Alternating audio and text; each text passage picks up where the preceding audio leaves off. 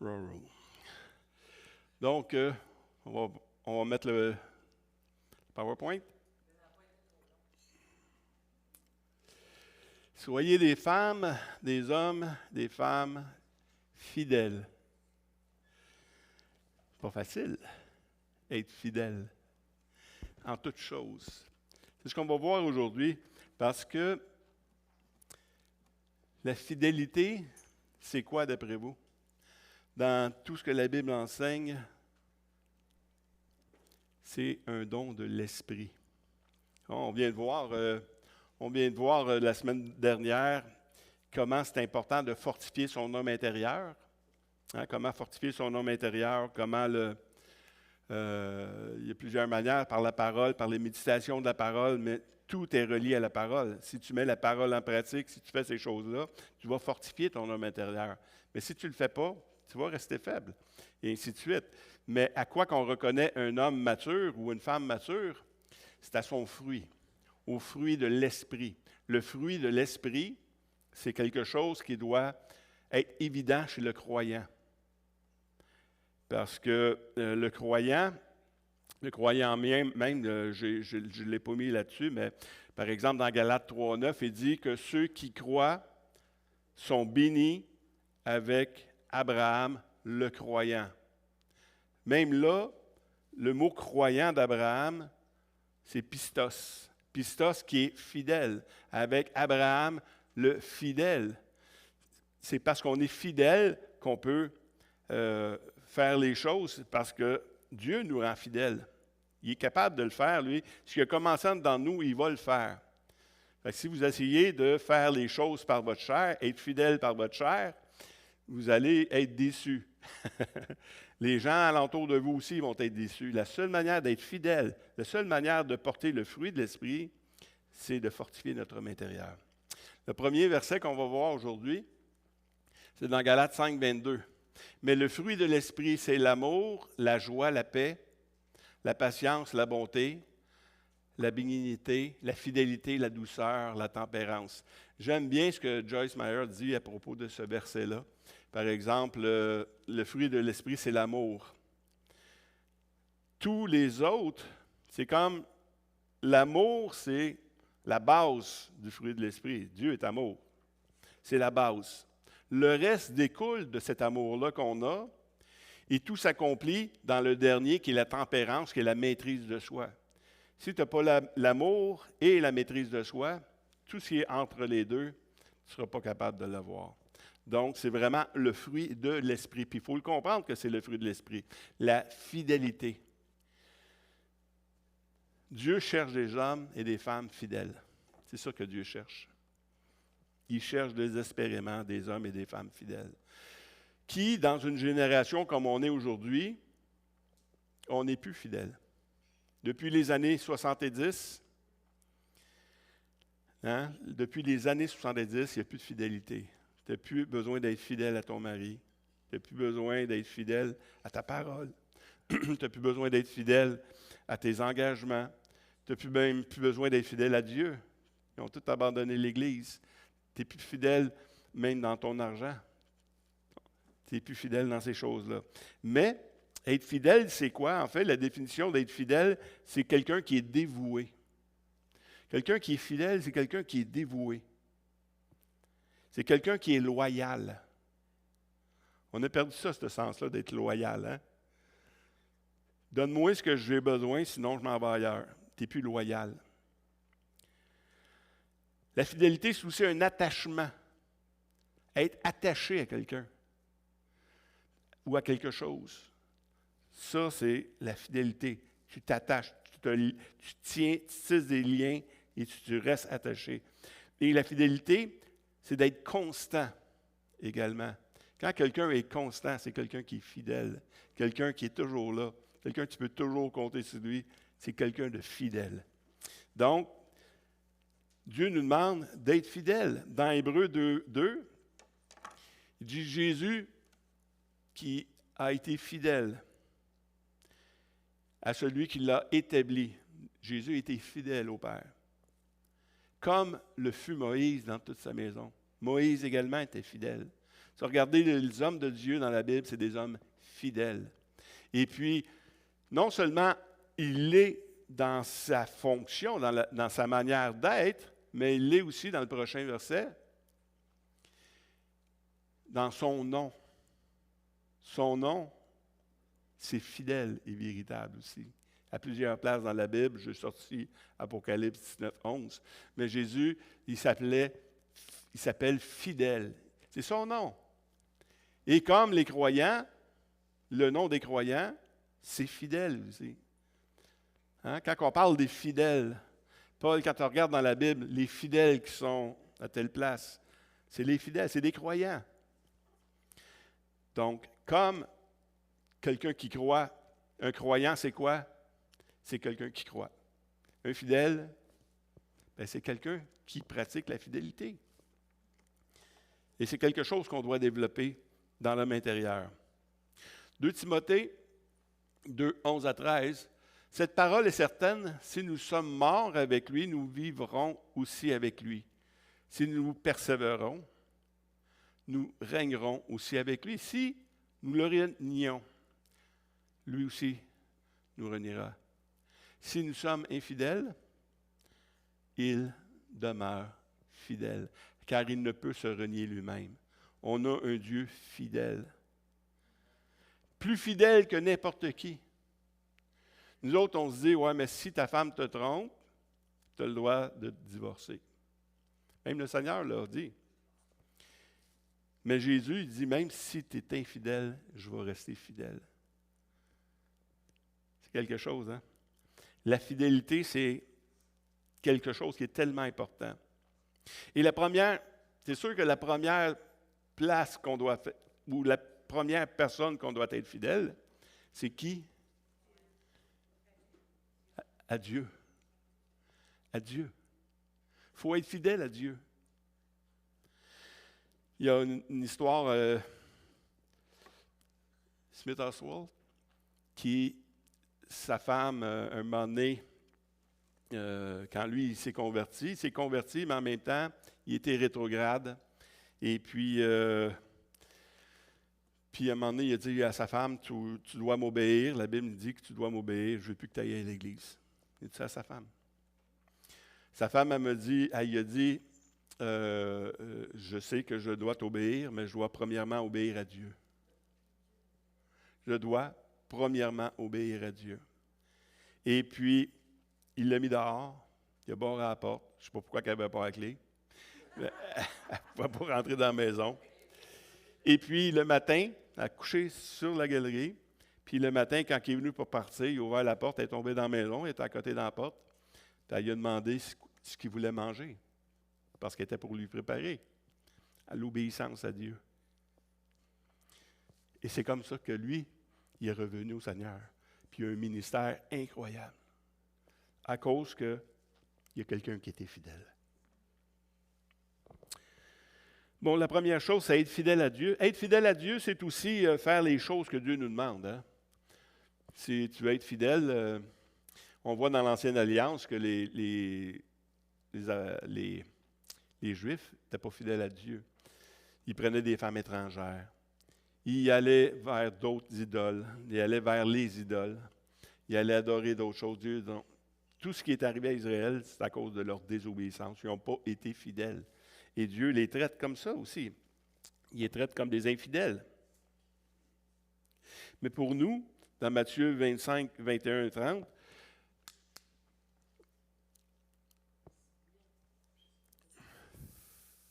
tu ne l'as pas, Matthieu? C'est après que je vais le lire tout simplement. Son maître lui dit, « C'est bien, bon et fidèle serviteur. Tu as été fidèle en peu de choses, je te confierai beaucoup. Entre dans la joie de ton maître. » Donc, quelqu'un qui obéit au Seigneur, c'est quelqu'un qui est appelé fidèle. Mais quelqu'un qui n'obéit pas au Seigneur, vous savez comment la Bible l'appelle? Inutile. Si tu n'es pas fidèle dans ce passage-là, il dit, il félicite ceux qui sont fidèles, bons et fidèles parce qu'ils ont obéi, mais ceux qui n'obéissent pas, il les appelle des serviteurs inutiles. Parce qu'être fidèle à Dieu, il faut comprendre que Dieu est notre maître. Si Dieu est ton maître, tu dois l'obéir. Si tu l'obéis, tu en as la récompense. Mais si tu ne l'obéis pas, tu es traité d'inutile à ton maître. Donc, on voit ici aussi dans 1 Corinthiens 4, 1 à 11, ainsi qu'on nous regarde comme des serviteurs de Christ et des dispensateurs des mystères de Dieu. Du reste, ce qu'on demande à des dispensateurs, c'est que chacun soit trouvé fidèle. Chacun. Oui, mais là, il parle des dispensateurs des mystères de Christ. Il parle des pasteurs, il parle des... Non, non, non. Que tu sois pasteur ou que tu ne sois pas pasteur, tu es un témoin de Christ. La manière que tu vis témoigne de ton obéissance à Christ. Donc, ce que Dieu nous demande à ses dispensateurs, c'est que chacun soit trouvé fidèle. Chacun. Dans 1 Pierre 3, 21, la première chose que Dieu nous demande comme obéissance, c'est quoi? Le baptême. Cette eau était une figure du baptême qui n'est pas la purification des souillures du corps, mais l'engagement d'une bonne conscience envers Dieu et qui maintenant vous sauve, vous aussi, par la résurrection de Jésus-Christ. Fait que donc, le baptême, l'obéissance, c'est un engagement. Si tu veux être fidèle, oui, mais là, le monde dit, bien, on va arrêter de s'engager. Si je veux rester fidèle, puis la manière d'être infidèle, c'est que je ne m'engage plus. Vous savez que c'est la pensée du monde présentement? Les gens ne se marient plus, ils ne s'engagent plus. Ils ne vivent même plus ensemble. Ils sont même plus capables parce qu'ils ne veulent pas s'engager. Parce qu'ils ne veulent pas être obligés d'être fidèles. Mais la fidélité, c'est une des qualités de quelqu'un qui se marie. La fidélité, ça fait partie du croyant. Les croyants ne devraient pas marcher comme le monde marche. Dans 2 Timothée 2, 1 à 2, toi donc, mon enfant, fortifie-toi dans la grâce qui est en Jésus-Christ. Et ce que tu as entendu de moi, en présence de beaucoup de témoins, confie-le à des hommes fidèles qui soient capables de l'enseigner aussi à d'autres. Dieu cherche des hommes fidèles, mais il cherche à ce qu'on soit des hommes fidèles. Dieu ne confiera pas des choses à des hommes qui sont infidèles. À des hommes qui sont infidèles avec toutes sortes de choses. Là, je parle en général. Si tu n'es pas fidèle, Dieu ne te confiera pas d'autres choses. Puis c'est pour ça qu'il dit à Timothée, il dit, cherche des hommes fidèles, puis donne-leur, qu'ils soient capables. De toute façon, s'ils ne sont pas fidèles, ils ne seront pas capables de l'enseigner non plus. Parce que tu ne peux pas enseigner quelque chose que tu ne mets pas en pratique. Il y en a beaucoup qui essaient ça, ça ne marche pas. Ça ne marche pas, ça ne marchera jamais. 1 Timothée 3, 12.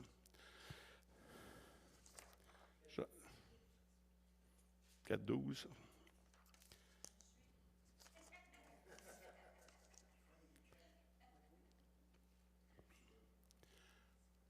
Que personne ne méprise sa jeunesse, soit un modèle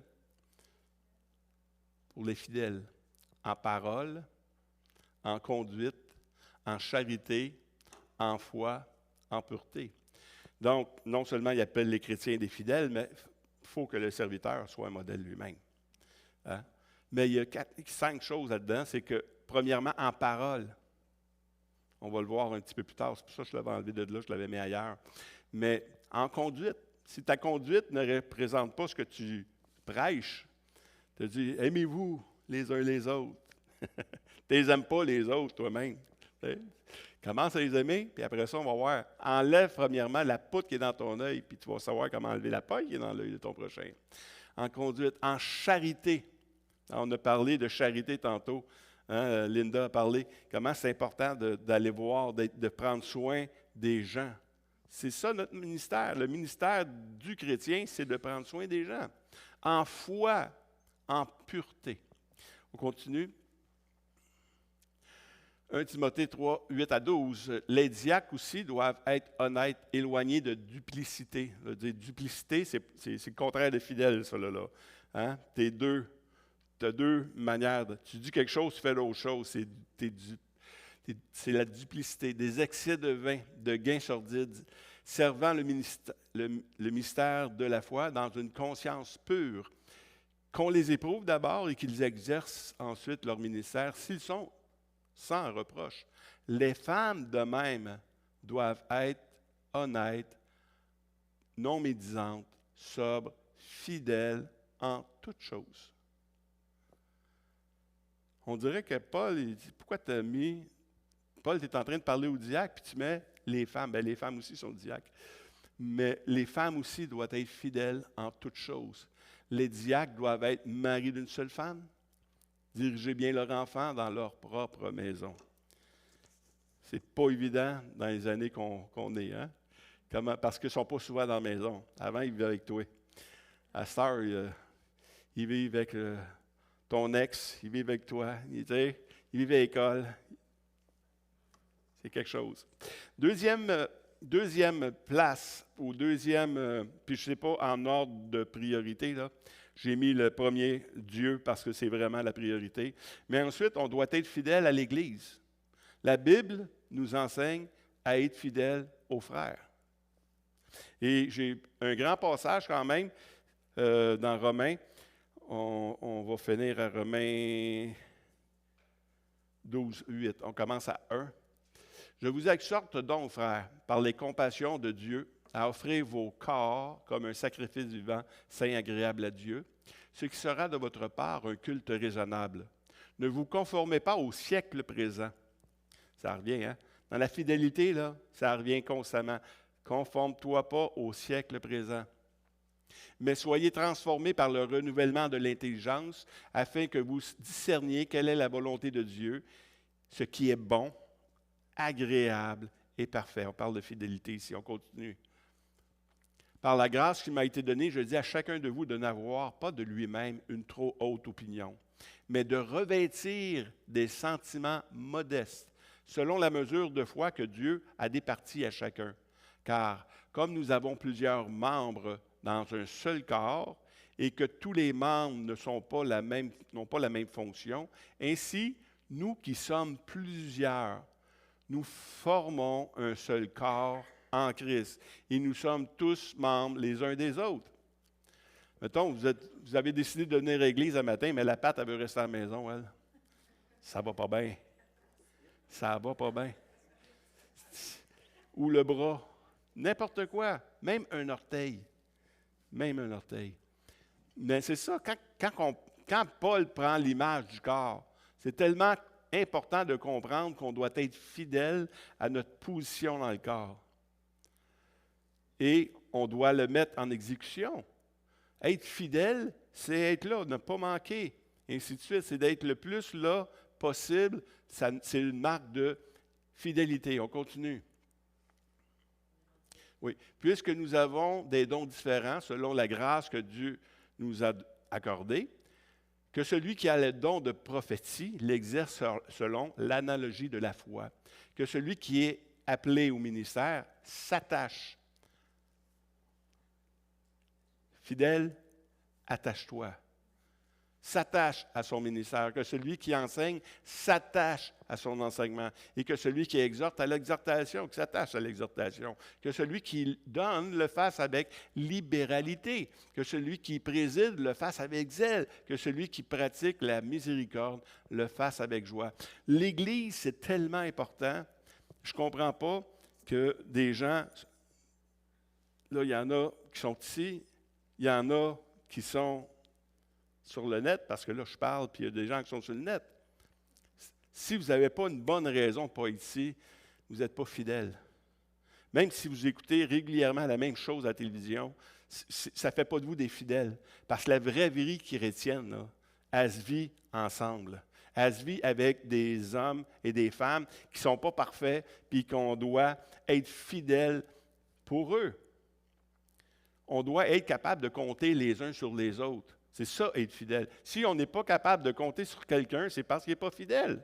Il faut à être constant, il faut être là. Si quelqu'un est fidèle, ainsi de suite. Et le passage qui cloue le chose, c'est dans Hébreux 10, 25. N'abandonnons pas notre assemblée comme c'est la coutume de quelques-uns. Encore une fois, la coutume des autres. Mais exhortez-vous réciproquement et d'autant plus que vous voyez s'approcher le jour. N'abandonnons pas notre assemblée. Ça veut dire que ça ne veut pas dire qu'on ne doit jamais changer d'assemblée. Non, non, non, non. Parce que si dans l'assemblée, il commence à se dire, quelqu'un s'éloigne, l'Église s'éloigne de la parole de Dieu. Hey, moi, je te le dis, fuis ton assemblée. Si l'assemblée commence à te prêcher qu'il faut que tu gagnes ton salut, fuis ton assemblée. Parce que ce n'est pas par les œuvres qu'on va être sauvé, c'est par la grâce de Dieu, c'est l'œuvre que Dieu a tout accompli. Fuis ton assemblée. Il y a des moyens de fuir. On a lu un livre dernièrement, hein, Sacré des accords. Qu'est-ce qui nous amène à que je reste, que je suis capable de travailler avec eux autres, puis que je suis plus capable de travailler avec eux autres. Parce que si le pasteur ou il y a des gens de l'Assemblée qui font du ministère, puis eux-mêmes, ils ont des vies tout croche, bien, quitte ton Assemblée, tu n'as plus besoin de rester là, parce que faut que tu les reprennes, puis s'ils continuent à vivre dans le péché, arrête. Trouve-toi une Assemblée qui prêche la parole de Dieu. Moi, j'ai de la misère à comprendre des frères qui savent très bien, où ils ont cette conviction-là qu'on est sauvé par la grâce seule, qui vont dans des églises qui prêchent le salut par les œuvres. Je ne comprends pas. J'arrive pas à comprendre. Oui, mais la musique est belle. Oui, écoute. Oui, mais je les aime. Tu as beau les aimer, mais ils ne disent pas la vérité. Mais il faut que tu sois fidèle à ton Église. Troisième chose, je l'aurais mis en deuxième par ordre de priorité, c'est fidèle à son épouse et à son époux. Fidèle à ton époux et ton épouse. Dans Jérémie 3, 19 à 20. Je disais, tu m'appelleras mon Père, et tu ne te détourneras pas de moi. Mais comme une femme est infidèle à son amant, à son mari, ainsi vous m'avez été infidèle, maison d'Israël, dit l'Éternel. Dieu déteste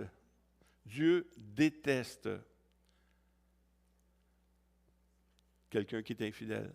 C'est quelque chose ça ne marche pas en lui. Il ne peut pas comprendre. Quand Dieu met deux personnes ensemble, même si ça ne marche pas, on devrait rester fidèle. On devrait rester fidèle parce que la séparation, premièrement, tu n'es pas fidèle à Dieu. Deuxièmement, tu n'es pas fidèle à ton mari. Puis là, je ne suis pas en train de lancer une pierre à tous ceux qui sont séparés. Mais quand tu te maries, c'est des choses que tu dois. Il y a des gens qui ont été mariés qui n'étaient pas chrétiens. Comment tu fais? Mais quand tu deviens chrétien, tu sais comment ça marche. Moi et mon épouse, oui, on a déjà réfléchi un peu à ça, mais dans notre situation, depuis qu'on s'est mariés, ça n'a jamais été une option dans notre couple. Jamais. Ce n'est pas une option, le divorce. Il faut être fidèle. Marc 10, 7 à 9. C'est pourquoi l'homme quittera son père et sa mère et s'attachera à sa femme. Voyez-vous, le fidèle encore s'attachera à sa femme. Et les deux deviendront une seule chair. Ainsi, ils ne sont plus deux, mais ils sont une seule chair. Que l'homme donc ne sépare pas ce que Dieu a joint. Amen. Continue. 2 Corinthiens 6, 14 à 16. Ne vous mettez pas avec des infidèles sur un joug étranger.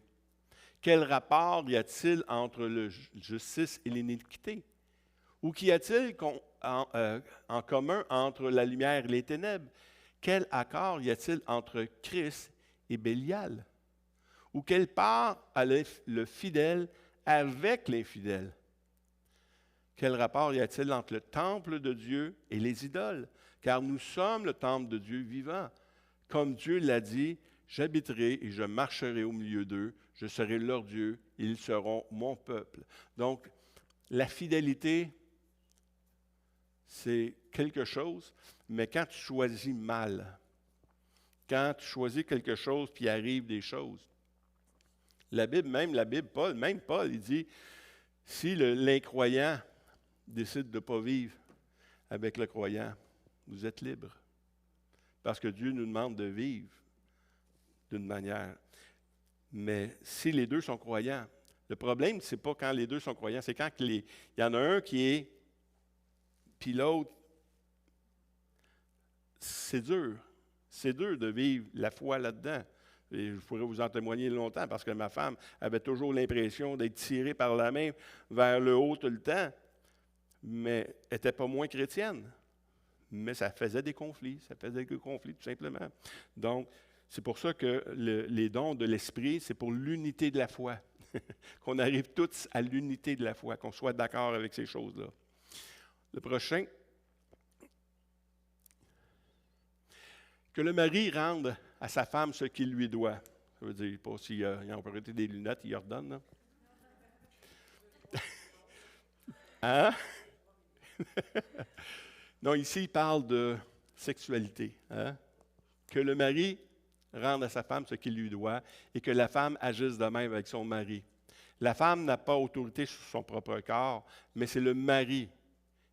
Et pareillement, le mari n'a pas autorité sur son propre corps, mais c'est la femme.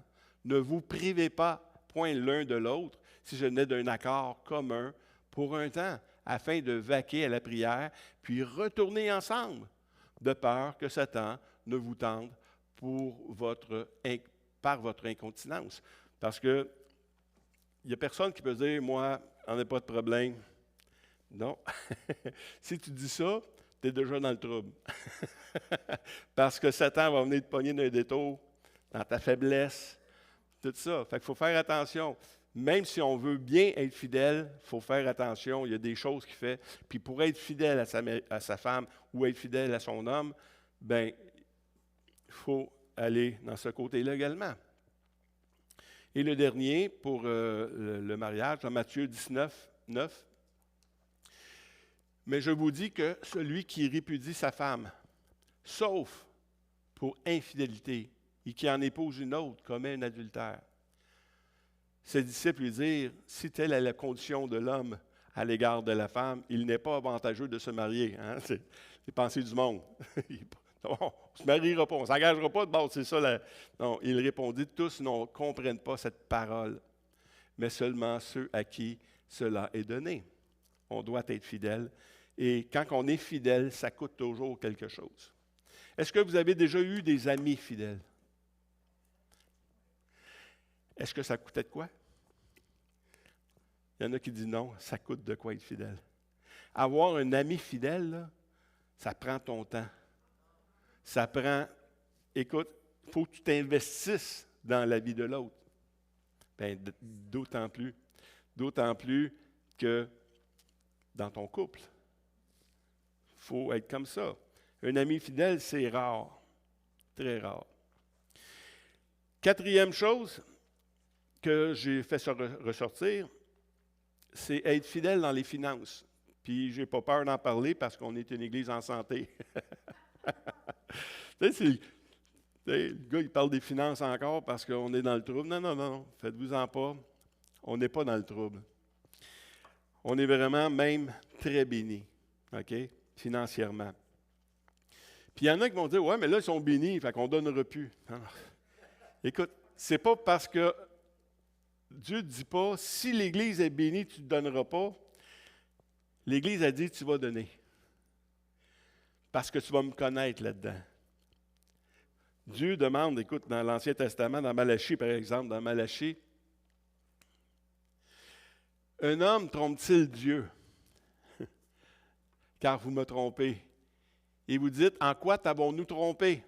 Dans les dîmes et les offrandes. Vous êtes frappés par la malédiction et vous me trompez. Les nations tout entières, apportez à la maison de trésors toutes les dîmes, afin qu'il y ait de la nourriture dans ma maison. Mettez-moi de la sorte à l'épreuve, dit l'Éternel des armées, et vous verrez si je n'ouvre pas pour vous les écluses des cieux, si je ne répands pas sur vous la bénédiction en abondance. Dieu nous demande d'être fidèles dans nos dîmes. Ah oui, mais c'est dans l'Ancien Testament, ça c'est sous la loi. Bien écoutez, on va voir l'autre passage après. Dans Luc 16, 10, 11, celui qui est fidèle dans les moindres choses l'est aussi dans les grandes. Celui qui est injuste dans les moindres choses l'est aussi dans les grandes. Si donc vous n'avez pas été fidèle dans les richesses injustes, qui vous confiera les véritables? On doit être fidèle dans nos finances. 2 Corinthiens, que chacun donne comme il l'a résolu en son cœur, sans tristesse ni contrainte. Car Dieu aime celui qui donne avec joie. Et Dieu peut vous combler de toutes sortes de grâces afin que vous, possédant toujours en toutes choses, de quoi satisfaire à tous vos besoins, vous ayez encore en abondance pour toute bonne œuvre. Il y a un mot que, ouais, mais ça, que chacun donne, OK. Mais le plus important que je veux faire ressortir ici, là, c'est le chacun. Que chacun donne. Même la pauvre qui n'avait rien à manger, elle donnait au temple. Puis c'est un sacrifice agréable à Dieu. Parce qu'on ne donne pas pour l'Église, on donne pour Dieu. C'est un geste d'adoration, c'est un geste de fidélité que Dieu nous demande d'avoir envers les choses. Puis Dieu, quand il demande une fidélité, là, il y a toujours une récompense. Vous savez, si tu donnes, je vais te donner encore plus. Fait que si vous avez peur, si vous ne donnez pas parce que vous avez peur d'en manquer, vous allez en manquer. Mais si vous donnez, en sachant très bien que Dieu voit ce que vous donnez, il va vous donner encore plus. Parce que c'est de même que Dieu fonctionne. C'est une loi spirituelle.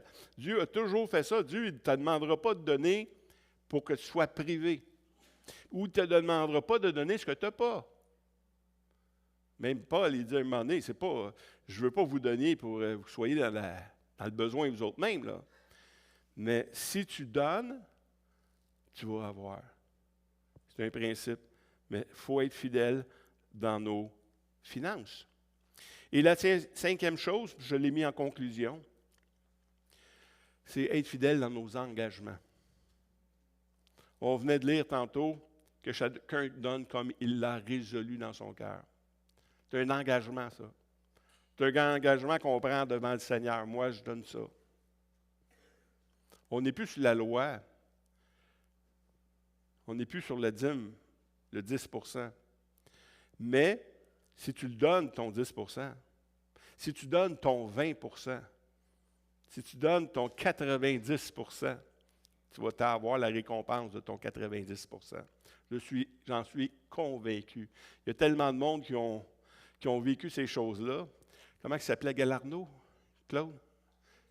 Les Tourneaux. Les Tourneaux qui a décidé qu'il y avait une compagnie, puis il a commencé à faire des tracteurs et ainsi de suite. Puis il a lu ça, lui, dans la Bible, que Dieu bénit. Bien, il dit, Seigneur, moi, je vais garder mon 10 % puis je vais te donner le reste. OK? Est-ce qu'il s'est appauvri, vous pensez? Pas du tout. Il se promène en jet. Avec son 10 %, Dieu le bénit tellement qu'avec son 10 % il fait toute la même chose qu'il pouvait faire avant. Parce que c'est un principe spirituel. Être fidèle dans nos engagements, c'est tellement important. Quand on parle d'être fidèle dans ses engagements, c'est être fidèle dans nos paroles. Quand tu t'engages, si tu as dit oui à la madame, bien, respecte ton oui. C'est ça. Être fidèle, ça serait facile de tomber dans les jokes, là, mais je ne veux pas. Donc, on va aller là, dans le sens que c'est dans tes paroles. Que personne ne méprise ta jeunesse, mais sois un modèle pour les fidèles en parole. Que tes paroles que tu dis, là, ça soit ça. Si ça dépend de toi, c'est sûr qu'il y a des choses qui ne dépendent pas de toi. Quand ça dépend des autres, écoute, tu ne peux pas, tu sais. Il y a bien des choses que j'aimerais faire. puis que je déclare que j'aimerais faire, mais moi, je ne peux pas le faire. Il faut qu'on le fasse. Puis si ça manque, s'il y a du monde qui manque, s'il y a des capacités, des ressources financières ou des ressources humaines, tu ne peux pas le faire. Donc, mais il faut être fidèle à notre parole. Dans Jacques,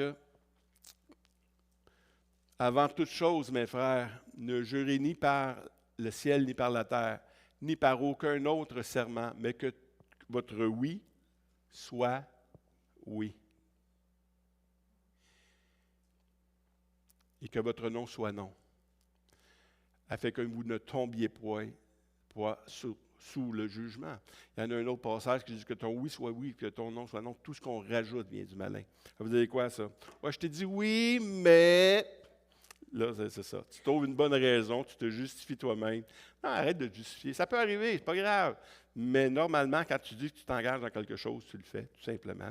Et puis, mais il faut se rappeler au début que ce que je vous ai dit, c'est que la fidélité, c'est le fruit de l'esprit. C'est le fruit de l'esprit. Si tu ne comprends pas que c'est le fruit de l'esprit, tu vas te traumatiser. Tu vas être traumatisé toi-même par ta désobéissance. Parce que qui va prendre des résolutions cette année? Après cette prédication-là, plus personne. Mais on doit prendre des résolutions pareilles. Je veux aller au gym, je veux aller au gym. Mais, tu sais, il faut que je le fasse. Tu sais.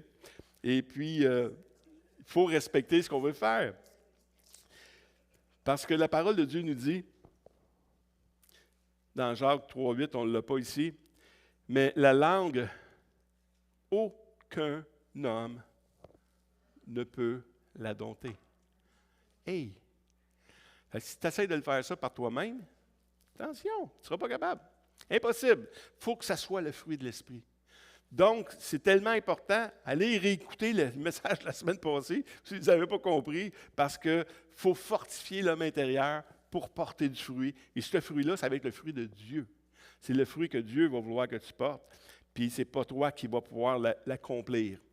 Ce n'est pas en essayant de ne plus pécher que tu ne pécheras plus. Jamais. C'est en faisant autre chose. Ce que tu veux, si tu veux semer la même chose, si tu veux encore essayer de faire la même chose, tu vas récolter encore la même chose. Mais si tu veux avoir une nouvelle récolte, une récolte qui te soit agréable, tu dois semer autre chose. Puis cette chose-là que tu dois semer, c'est dans le Seigneur, premièrement. Parce que tout ce que tu veux, c'est porter du fruit de l'Esprit. Puis tu veux être à côté de quelqu'un qui porte du fruit de l'Esprit aussi. C'est bien plus agréable d'être à côté de quelqu'un qui porte le fruit de l'Esprit que le fruit de la chair. Donc, que le Seigneur vous bénisse vraiment dans cette fin d'année, parce que on est tous en cheminement. On est tous à un point dans notre vie où on doit aller de plus en plus loin. Mais ce que Dieu aime, c'est des gens engagés. C'est des gens fidèles. C'est des gens loyaux. C'est des gens constants.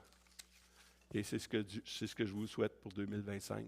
À chacun de nous, pour que l'Église puisse encore grandir, que le monde, qui ne sont pas habitués à ces choses-là, puisse voir des chrétiens et dire « Wow, c'est ça que je veux. » Amen.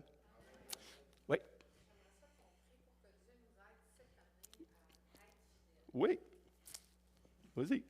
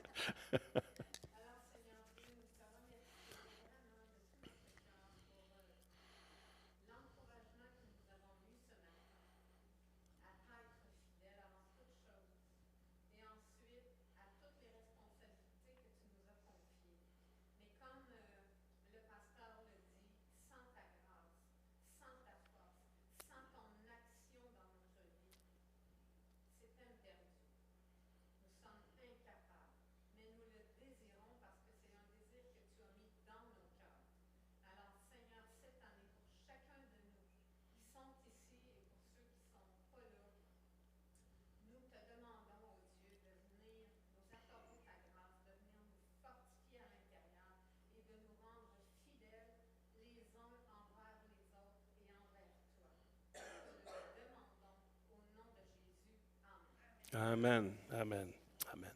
Bon dimanche à mercredi, que Dieu vous garde. Et si vous ne savez pas comment on combat sur la chair, dès mercredi, on va parler de ça. Bon dimanche.